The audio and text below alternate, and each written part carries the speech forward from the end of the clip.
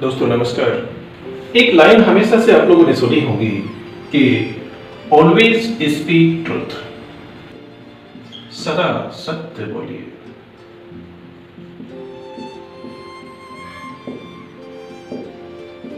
झूठ बोलना पाप है। ये लाइनें आपने बहुत सुनी है। ऑलवेज स्पीक ट्रुथ, सदा सत्य बोलो। झूठ बोलना पाप है। इट मीन्स कि सच बोलना पुण्य है। जब झूठ बोलना पाप है तो सच बोलने से पुण्य होता है।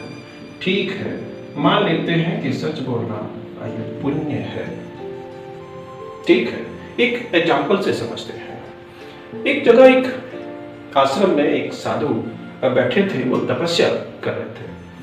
तो एकदम से उनकी जो कुटिया थी, उस कुटिया में एक हिरन बहुत वो तेजी से दौड़ता हुआ आया और वो जो है उनकी झोपड़ी जो थी, कुटिया थी, उस कुटिया के पीछे जाके छिप गया। अब एकदम से ये महात्मा जी की आंखें खुली।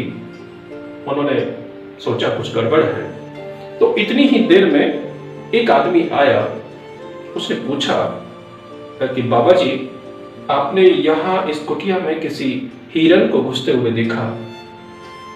तो बाबा जी समझ गए कि ये शिकारी है। तो बाबा जी ने सोचा कि ये शिकारी है, हिरन को मारने के लिए ये आ रहा है। और हिरन इससे वो बचने की कोशिश में ये कुटिया में आया और वो पीछे छुपा हुआ है। यानी बाबा जी मन ही मन सोच रहे हैं। उन्होंने आंखें बंद कर ली। तो वो शिकारी बड़ा शांति से वो रुका रहा। उसको ये विश्वास था कि बाबा जी झूठ नहीं बोलेंगे। लेकिन अब अंतर्द्वंद ये बाबा जी के मन में ये चल रहा है, क्योंकि उन्होंने भी यही सीखा है कि ऑलवेज स्पीक ट्रुथ, हमेशा सच बोलिए। सच बोलने से पुण्य होता है, झूठ बोलना पाप है। तो बाबा जी के मन में यही अंतर्द्वंद होता रहा कि अब क्या किया जाए। आप भी सोचिए इस चीज को कि क्या हो सकता है। अब बाबा जी ये सोच रहे हैं कि अगर झूठ बोला तो इस आदमी को मेरे ऊपर ये विश्वास है कि ये महात्मा है, ये झूठ नहीं बोलेंगे। अगर सच बोला तो हिरन की जान जाएगी। यानी अगर मैंने ये बताया कि हिरन यहाँ पीछे है तो ये शिकारी उसको ले जाएगा और उसको ये मार देगा। तो दोनों तरफ से ये धर्म संकट, झूठ बोला तो पाप होगा, सच बोला तो जीव हत्या में सहयोग हो जाएगा।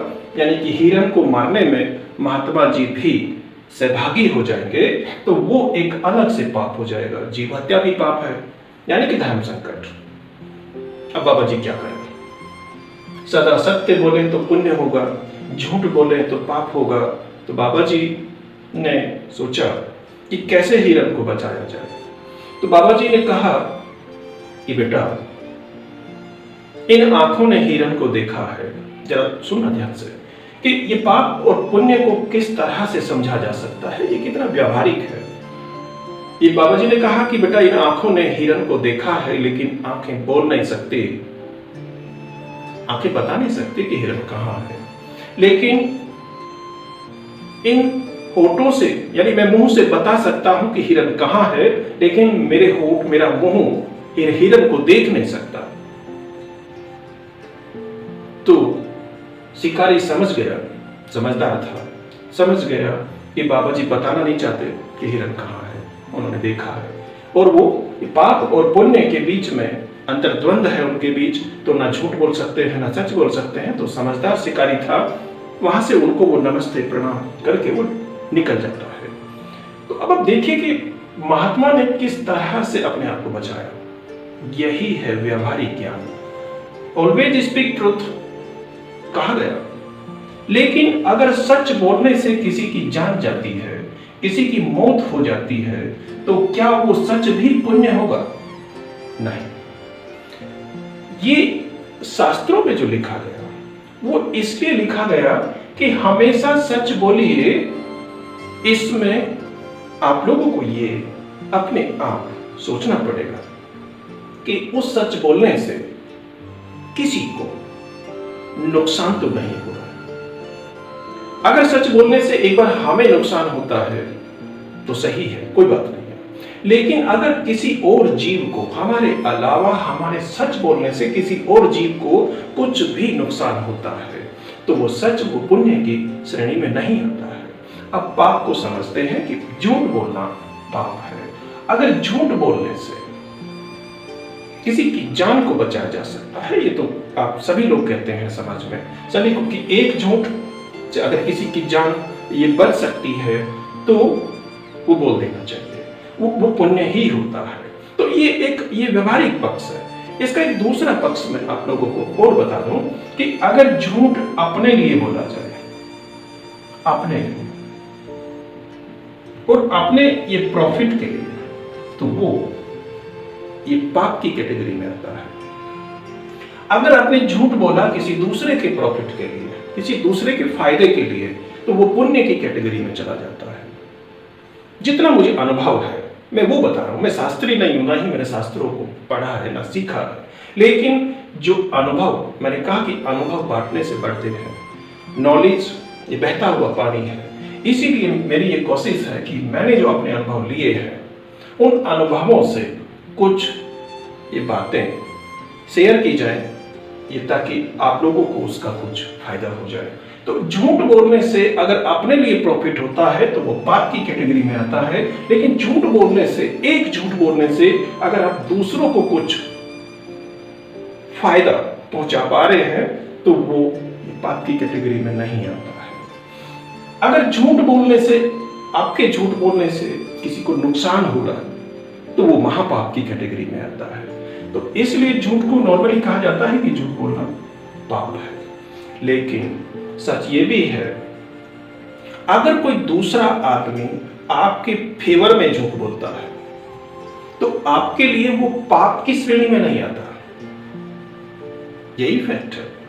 अगर कोई आदमी, मैं एक बार फिर रिपीट कर रहा हूं, अगर कोई और आदमी हमारे फेवर में झूठ बोल दे तो वो पुण्य की कैटेगरी में हो जाता है। वैसे नॉर्मली हर इंसान के लिए एक ये स्लोगन बन चुका है कि मुझे झूठ से नफरत है, लेकिन झूठ की कंडीशन होती है। नॉर्मली वो ये कंडीशनल बोला जाता है। अगर हमारे फेवर में बोला जा रहा है तो वो पाप नहीं है, अगर हमारे वो विरोध में बोला जा रहा है तो पाप है, अगर किसी और के फेवर में बोला जा रहा है तो पाप है। ये तो एक नॉर्मल ये व्यवहार की बात हुई, लेकिन सच यही है कि झूठ आप दूसरों के फेवर के लिए, दूसरों का नुकसान ना हो उतना तक झूठ बोलना पाप नहीं होता, और ऑलवेज स्पीक ट्रूथ संभव नहीं है। यानी हमेशा सच नहीं बोल सकते। लाइफ बहुत ही कष्टदायक हो जाती है। जीवन में थोड़ा बहुत झूठ सभी बोलते हैं, आप भी और मैं भी, सभी ने झूठ का सहारा लिया है, लेकिन हमें यह भी पता होता है कि सामने वाला झूठ बोल रहा है या सच बोल रहा है, सबको पता होता है। फेस रीडिंग से पता लग जाता है कि सामने वाले ने सच कहा है या झूठ कहा है। लेकिन मैं अपने अनुभव से ये कैटेगराइज करने की कोशिश में करता हूं कि ये सच है, ये झूठ है, तो सभी कर लेते हैं, लेकिन मैं कोशिश ये करता हूं कि वो झूठ बोल रहा है तो कारण क्या है, क्यों बोल रहा है। अगर झूठ बोला गया तो आप उसको ये सो मत करिए कि उसने झूठ बोला है, अब कारण की खोज कीजिए कि उसने कारण, क्या कारण रहे होंगे कि उसको झूठ बोलना पड़ा। हमारे सामने जब भी कोई झूठ बोले तो सीधा हम ये शो करते हैं गुस्सा, ये महसूस, यानी इस तरह से दिखाया जाता है कि नहीं आपने झूठ बोला, आप ये हैं, आप वो हैं। नो, ऐसा मत कीजिए। कुछ ना कुछ मजबूरियां रही होंगी, उस कारण की खोज कीजिए कि उसे झूठ बोलना पड़ा।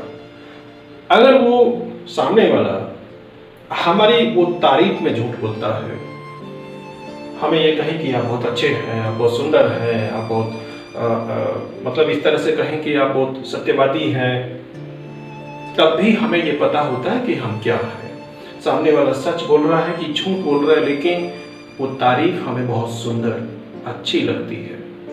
ये प्रशंसा सभी की खुराक होती है, तो उस टाइम पे हम भूल जाते हैं कि वो झूठ बोल रहा है। तो ये मेरी एक सलाह है कि अपने आसपास ऐसे लोगों को रखिए जो आपकी सच्चाई बताएं।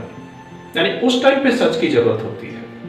आपके बारे में कोई झूठ बोले, आपके व्यक्तित्व के बारे में आपको ये बढ़ा चढ़ा के आपके सामने पेश करे, तो ऐसे आदमी से थोड़ा सा सावधान हो जाइए। लेकिन हमें वो आदमी बहुत अच्छा लगता है, फैक्ट यही है। उस टाइम हमें ये पता नहीं होता कि ये झूठ बोल रहा है, क्योंकि वो जो बोल रहा होता है हम ये फील करते हैं कि हम वही हैं, हम बहुत महान है, वी आर सो ग्रेट। तो उस टाइम पे भूल जाते हैं कि झूठ बोलना ये पाप है। लेकिन मेरी सलाह है कि उस टाइम पे किसी सत्यवादी को खोजिए कि आप क्या है, उससे पूछिए। अगर वो कड़वी बातें वो बोलता है, सच बोलता है, क्योंकि सच कड़वा होता है, अगर आपके बारे में वो कड़वी कड़वी बातें कहें तो वो अमृत के समान होती है, उसको आप पी जाइए। यानी ये तो कबीरदास ने भी कहा है, लेकिन निंदक नियरे राखिए साधु कुटी छवाए।